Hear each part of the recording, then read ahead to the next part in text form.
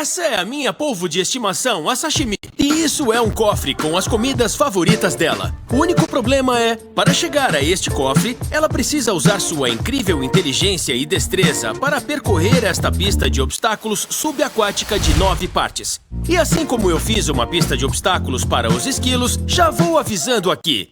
Olá pessoal, sejam bem-vindos a mais um vídeo do canal.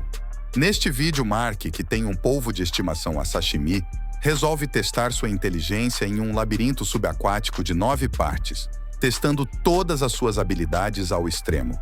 Se ela conseguir chegar ao final do labirinto, além da sashimi ganhar um cofre com sua refeição predileta, o camarão, Mark irá soltá-la no seu habitat natural.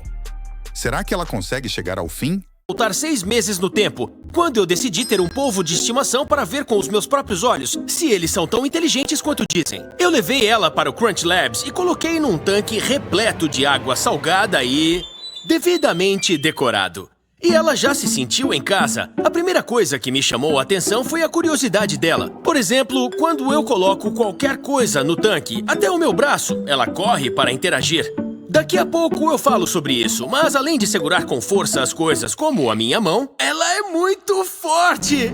Minha nossa! As suas ventosas também coletam informações sobre mim, como o meu cheiro, gosto e cor. Depois de algumas semanas, como ela é muito brincalhona, foi difícil não formar um vínculo. Por exemplo, ela adorava colocar 4 tentáculos no jato de água. Acho que é o equivalente a um cachorro com a cabeça para fora da janela do carro. Ela brincava de pega-pega com a gente, posava para uma selfie sempre que via uma câmera. E sempre que a gente colocava um brinquedo no tanque, ela entrava no modo 20.000 léguas submarinas. Conforme eu fui pesquisando, aprendi que dos 100 milhões de polvos que nós, humanos, colocamos num prato ou num pet shop anualmente, todos nascem e crescem no oceano. Eles não se reproduzem em cativeiro. E foi quando eu me dei conta de um enorme absurdo. Isso me transformava no vilão em Procurando Nemo. E como ninguém quer ser o vilão de Procurando Nemo, por mais que todo mundo adore a sashimi aqui no Crunch Labs, nós pesquisamos e descobrimos no pet shop de onde ela veio o local exato em que a tiraram do oceano. O problema de devolver ela à natureza é que ela é alimentada por humanos há algum tempo. A ideia era que se ela conseguisse descobrir como resolver um labirinto de obstáculos, eu teria certeza de que ela poderia se lembrar dos seus primeiros dias caçando no oceano. E ela poderia ser devolvida com segurança ao mar. A primeira fase do plano era dar alguns desafios e observar seu comportamento para entender as habilidades dela. E ao que parece, são muitas. Para começar, sua capacidade de mudar de cor e de forma é incomparável no reino animal. Por exemplo, você consegue encontrar o polvo escondido bem abaixo do seu nariz? Fica ainda mais impressionante quando você põe em câmera lenta, assiste ao contrário e vê como são rápidas e convincentes essas mudanças. E não usam a camuflagem só como forma de proteção. Os polvos também imitam a forma de predadores maiores, como as enguias. E como a sashimi mostra aqui, e você pode ver aqui, eles até inventam maneiras bem criativas de se movimentar. Os pesquisadores dizem que os polvos podem reconhecer e jogar água em uma pessoa específica sempre que passam pelo tanque.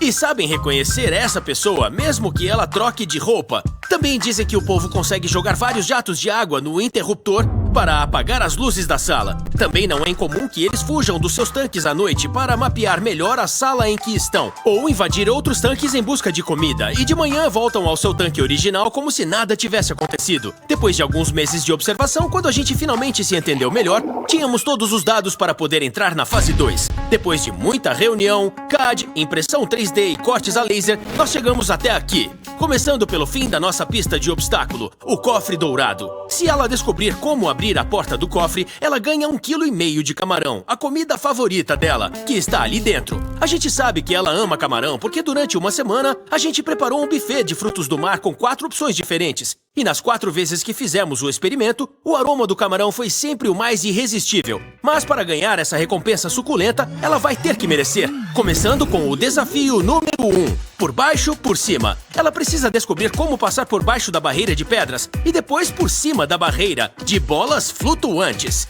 E se ela conseguir, depois desse portal circular verde, ela vai encontrar com esta porta giratória de 4 folhas. Se ela descobrir como a porta funciona e passar pelo próximo portal, a sashimi vai se deparar com uma parede. E nesse ponto é game over. A menos que ela deduza que empurrando esse bloco, ela pode passar pelo corredor e continuar sua jornada para cima na queda da bola. É aqui que as coisas ficam mais difíceis, porque a destreza se torna muito mais relevante. Neste caso, ela tem que agarrar e girar essa alavanca nesta fenda, o que vai fazer com que as duas bolas presas no tubo caiam, abrindo o caminho para cima através do tubo. Mas quando ela nadar subindo pelo tubo, ela vai ficar presa, porque o portal está bloqueado por um portão vermelho. A menos que ela descubra como apertar o botão de saída de emergência, o que vai empurrar esta bola de contrapeso para fora da borda, puxando o portão para cima e permitindo a entrada no meu obstáculo favorito, o peixe fora d'água. Porque aqui o único jeito da sashimi continuar seu progresso seria exibindo sua capacidade de viver em terra por até 1 hora, rastejando para fora da água, para cima, por cima e para baixo até o outro lado. Depois de passar pelo portal, ela ganha um incentivo. Na parte de trás do Fat Gus tem um camarão.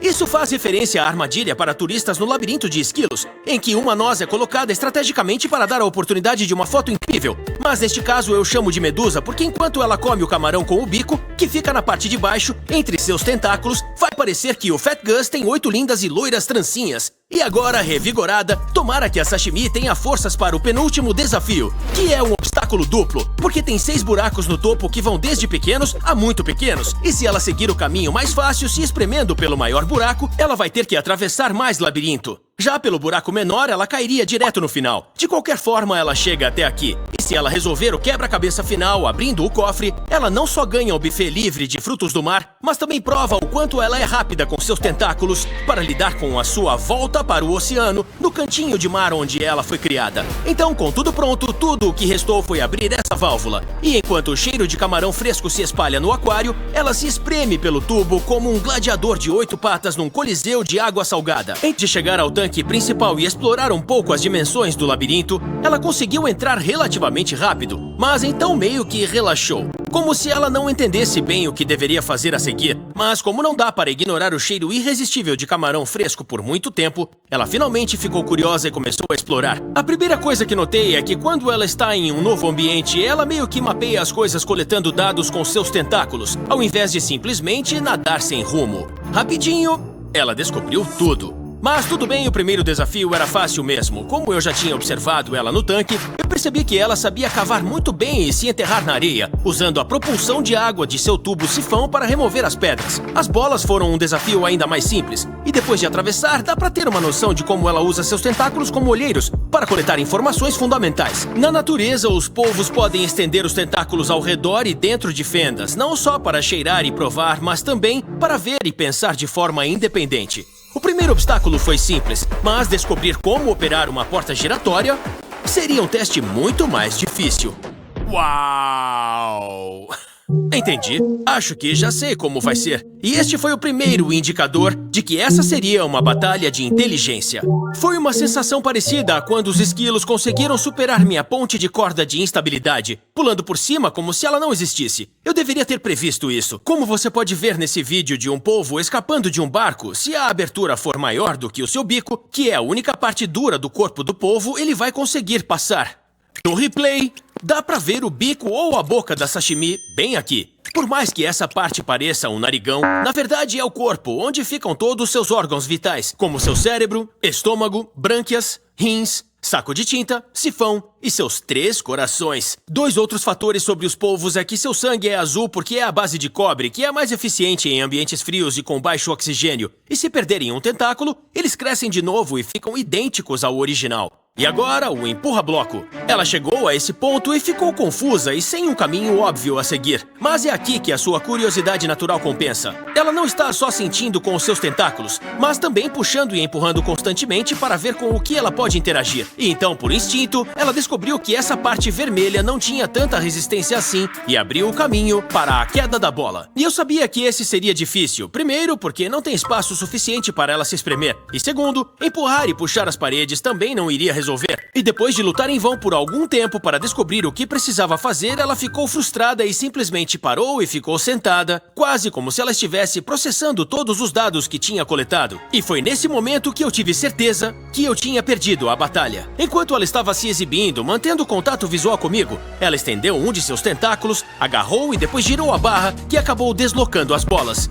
permitindo abrir caminho e seguir em frente. E esse é o momento perfeito para contar a vocês que meu fato favorito sobre os polvos é que eles são a coisa mais próxima que temos à vida alienígena inteligente no nosso planeta. Calma, eu vou explicar. Esta é uma versão muito simplificada da árvore da vida. Esse diagrama mostra como toda a vida está relacionada e o que evoluiu a partir de quê. Como a gente sabe disso? Bem, sendo detetives da ciência e procurando pistas. Por exemplo, centenas de anos atrás, cientistas notaram que nós temos 7 vértebras no pescoço e as girafas também. Mas espera um pouco, as baleias também, os ratos, elefantes, leões, cavalos e morcegos. É uma pista de que todos compartilham um ancestral comum e pertencem a um grupo, os mamíferos. E não é só o pescoço. Olha o que acontece se você comparar os ossos do braço de um ser humano com os de um morcego, de uma galinha, uma tartaruga, um golfinho. É incrível o que pequenas mutações benéficas e milhões de gerações podem produzir. E claro, o desenvolvimento do genoma nos últimos 40 anos nos permitiu comparar o DNA de diferentes espécies e verificar nossas respostas no fim do livro. Enfim, usando essas técnicas, se quiser ver onde nossa linhagem se separou da linhagem dos polvos, você tem que voltar a mais de meio bilhão de anos até um simples plateuminto. Se olhar de perto, os animais que nós consideramos inteligentes estão aqui deste lado da árvore da vida, como golfinhos, cães, porcos, cavalos, humanos e até pássaros, dinossauros e peixes, que têm inteligência e modo de pensar que se relacionam entre si, como os ossos dos braços que eu mostrei. Mas os polvos desenvolveram sua inteligência de forma totalmente independente de todos aqui. Parece um alienígena de outro planeta, e é por isso que eles são tão diferentes de nós. Por exemplo, eles têm o dobro de neurônios que um gato, mas diferente de todos os animais daqui, onde todos os neurônios estão no cérebro, nos polvos apenas 1/3 de seus neurônios está no cérebro, e o resto está nos tentáculos. Isso quer dizer que eles não só cheiram e sentem gosto, mas podem pensar e agir com os tentáculos. Isso significa que mesmo que o tentáculo seja cortado, ele ainda pode se camuflar no ambiente, sentindo a luz. Seria como fechar seus olhos, entrar numa sala, tocar uma parede e fazer com que a sua mão combine com a cor. Ter 8 mini-cérebros independentes, junto com um cérebro central maior, é tão incompreensível quanto a inteligência alienígena para nós. De volta ao labirinto, a Sashimi chegou ao botão de emergência, que é marco da metade do caminho. Como sempre, os braços fazem o trabalho de reconhecimento. E no momento que ela sente o portão vermelho, ela descobre meu truque e imediatamente aperta o botão para soltar a bola e abrir a porta, que leva ao meu obstáculo favorito, o peixe fora d'água. E eu gostei de ver que ela entendeu o meu truque, porque depois de muitas expedições exploratórias com os tentáculos, ela percebeu que o único caminho a seguir é sair da água. Depois de se preparar um pouquinho, ela vai em frente, sobe, passa por cima e depois desce. E isso mostra outro superpoder do polvo. Eles sobrevivem fora da água por até 1 hora. E como você pode ver...